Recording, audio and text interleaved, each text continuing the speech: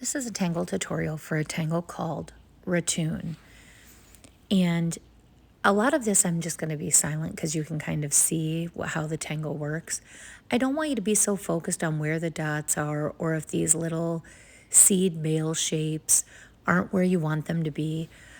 I would love for you to try the tangle with some scrap paper, any pen, any paper, any pencil. And as you watch, I guide you almost with like an air pen, not actually inking down, and then I show you where to ink down. And I don't want to talk over this really because I think it's going to just make it more confusing. And I do go back and replay this beginning part again in the video, so you don't have to rewind it. You can kind of see it over again. So start with gratitude, breathe in the things you're grateful for, exhale all the garbage, bring the shoulders down away from the ears, the pen light in your hand, and enjoy watching, breathing, and I'll be back.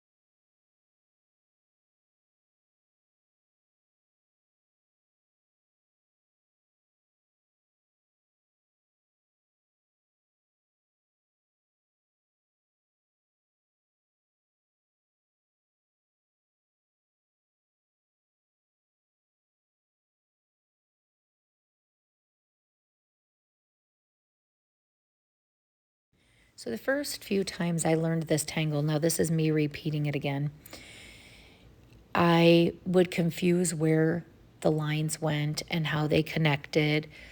But if you just remember, it's really an over under, and they're looping almost as though there may be like a string or a ribbon, so they're going over and under. So don't be hard on yourself. This tangle took me a while, and some of you may get it right away and it's no big deal. That's great.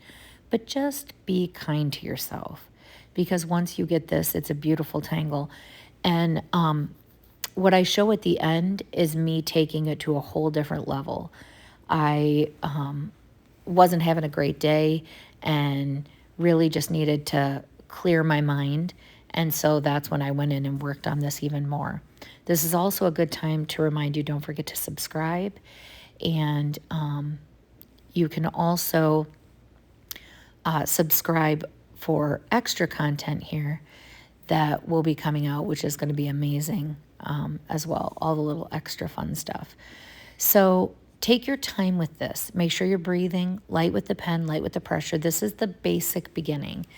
Now I'm going to add a little bit of shading because I couldn't decide what I was going to do next. And there's no rules with shading. Put it wherever you want, anywhere. And if you don't like it, have an eraser nearby and erase what you don't like. Sometimes I will begin shading and then not like where something is, pretty far into the tangle, and I just erase it. Don't make it a big deal. This is a drawing, so don't let it get you riled up. I used to do that, and I highly encourage you all to just let it go. And if you really don't like what you've done, get out a new piece of scrap paper, the backs of envelopes, whatever.